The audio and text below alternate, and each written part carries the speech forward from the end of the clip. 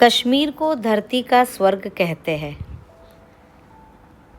हमने भी इस स्वर्ग की मुलाकात ली और बहुत सारी जगह पे हम गए। Srinagar, Sonamarg, Yusmarg, Nilnag, Pahalgam, Sinthan top and Gulmarg.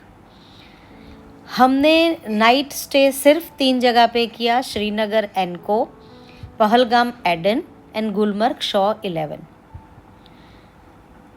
पहले दिन हम अहमदाबाद से निकले और हम दिल्ली पहुँचे और उसी दिन दिल्ली से श्रीनगर की हमारी इंडिगो की फ़्लाइट थी। श्रीनगर पहुँचते ही हमने सबसे पहले सिम कार्ड ख़रीदने का काम किया, क्योंकि आउट स्टेशन का कोई भी कार्ड वहाँ पे चलता नहीं है। और हमने अपनी सारी टूर एक एजेंट से बुक करवाई थी, तो वो आ गए थे हमें लेने। रिज़ॉर्ट पहुंच के फिर हमने गार्डन जाने की तैयारी की। सबसे पहला हमने जो गार्डन विज़िट किया वो था नेहरू बॉटनिकल गार्डन। ये सारे पिक्चर्स वहीं के हैं, आप देख सकते हो पीछे कितने सुंदर पहाड़ है। ये गार्डन में आपको खूब सारे पेड़, पौधे और फूल देखने को मिलेंगे। उसके बाद हम गए चश्मे शाही, जो कि एक मुग़ल गार्डन है और वहाँ से डल झील दिखती है और पीछे बहुत ही खूबसूरत पहाड़ है। ये गार्डन रोज़ेज़, गुलाब के लिए बहुत ही फेमस है और हम जब गए तो गुलाब का सीज़न भी था, जून में गए थे। आप देखिए ये बाग का नज़ारा, अद्भुत नज़ारा है, बहुत ही सुंदर है। बहुत सैलानी आए थे, बहुत सारे टूरिस्ट थे।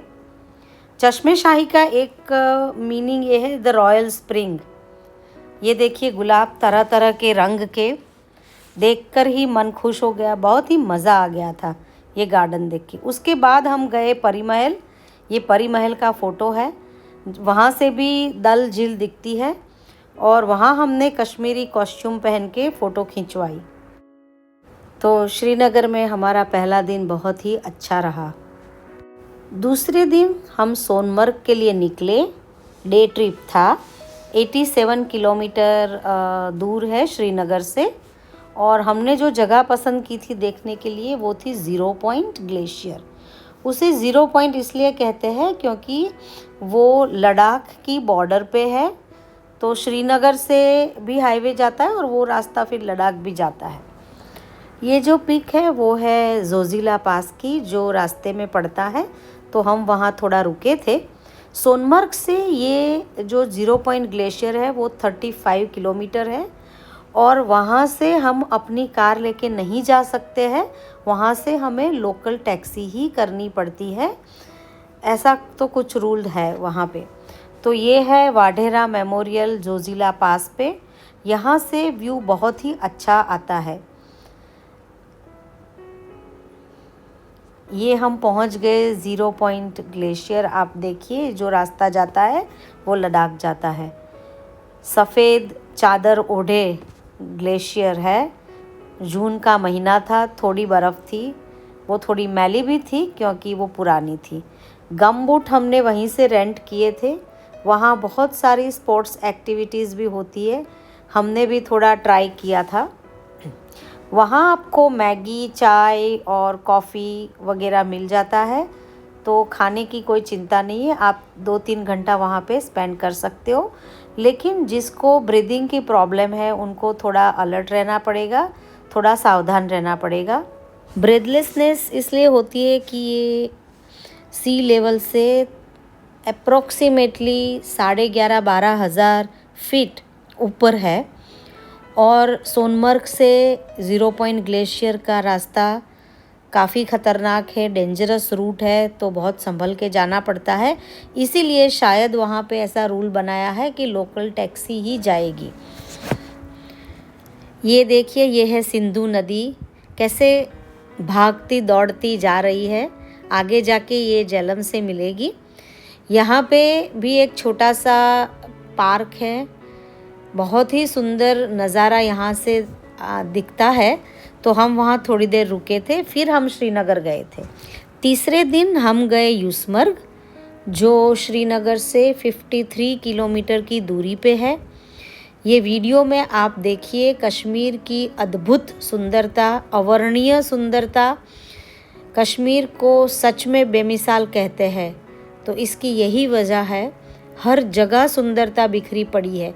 आप कहीं पर भी रुक लो, पक्षियों के चहकने की आवाज़, शांत जगह, मन भर गया। जैसे ही हम वैली में गए तो हमें घास के मैदान दिखे और ऊंचे ऊंचे पेड़, पहाड़ और घोड़े। यहाँ भी ट्रैकिंग, हाइकिंग, घोड़ेसवारी सब होता है और यहाँ बहुत टूरिस्ट नहीं होते हैं। उस दिन स्कूल के कुछ बच्चे आए हुए थे। वहाँ हमने जम्मू एंड कश्मीर टूरिज़्म का एक रेस्टोरेंट था, वहाँ पे हमने अच्छे से खाना खाया और फिर हम निकले नीलनाग के लिए। नीलनाग यूसमर्ग से सिर्फ 5 to 6 किलोमीटर्स दूर है और श्रीनगर से तकरीबन 47 किलोमीटर।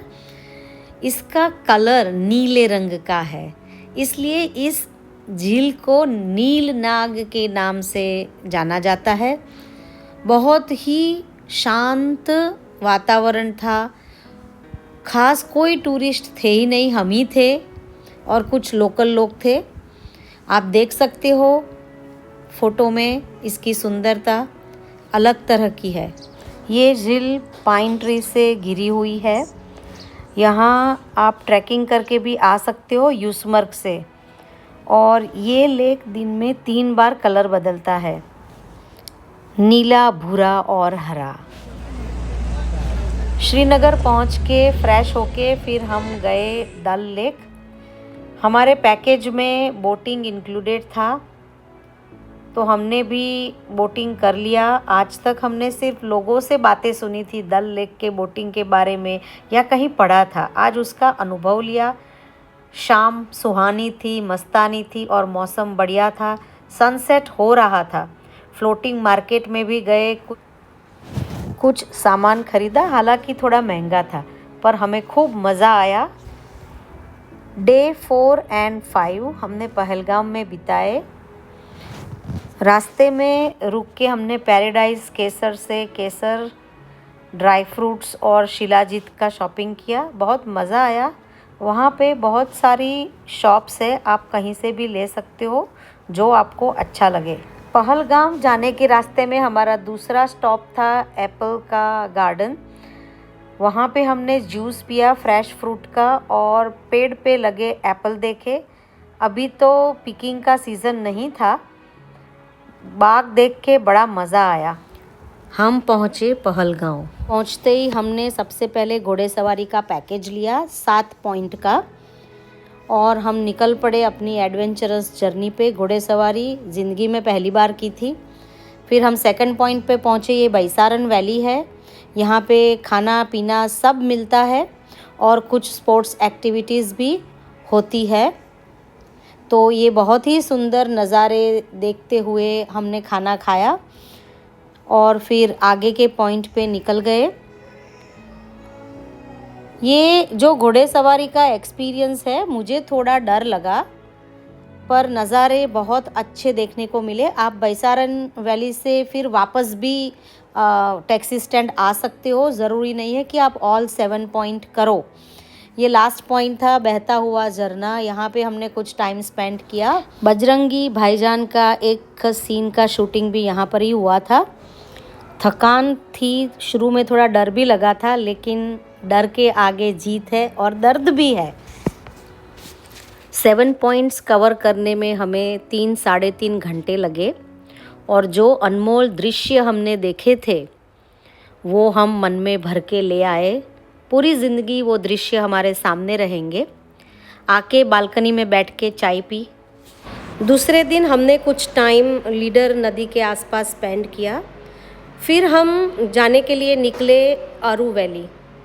अरू वैली पहलगाम से 12 से 15 किलोमीटर दूर है और वहाँ जाने के लिए लोकल टैक्सी हायर करनी पड़ती है, ऐसा एक लोकल रेगुलेशन है।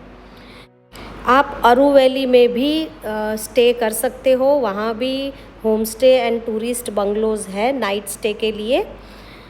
और वहाँ हाइकिंग, ट्रैकिंग जैसी एक्टिविटीज़ भी होती है।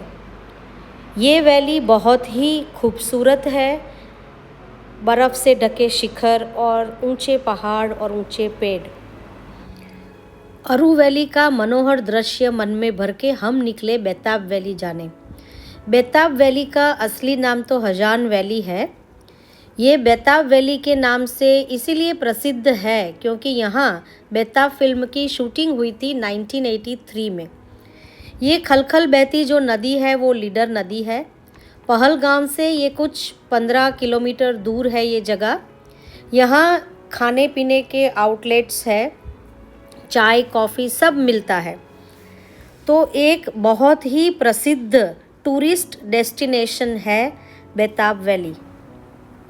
यहाँ की हरियाली, घने जंगल, ऊंचे पहाड़, बर्फ़ से ढके शिखर और बहते हुए झरने पर्यटकों को मंत्रमुग्ध कर देते हैं और मन को शांत करने वाला सुकून देते हैं। इस पार्क में हमने भी थोड़ा समय बिताया। यहाँ पर भी कश्मीरी कॉस्ट्यूम पहन के आप फ़ोटो खिंचवा सकते हो। यहाँ बहुत सारे स्कूली बच्चे भी उस दिन आए हुए थे। हम चंदनबाड़ी नहीं जा सके क्योंकि कुछ हेल्थ इश्यू हुए थे, तो हम सीधा रिजॉर्ट गए और वहाँ साड़ी पहन के फ़ोटोशूट करवाई। Day 6 day trip to Sinthan top, night stay at Gulmarg. Day 7 at Gulmarg and back to Srinagar. Sinthan top, Gulmarg और श्रीनगर का अलग से वीडियो मैंने बनाया है, आप प्लीज़ ज़रूर देखना। Thank you for watching.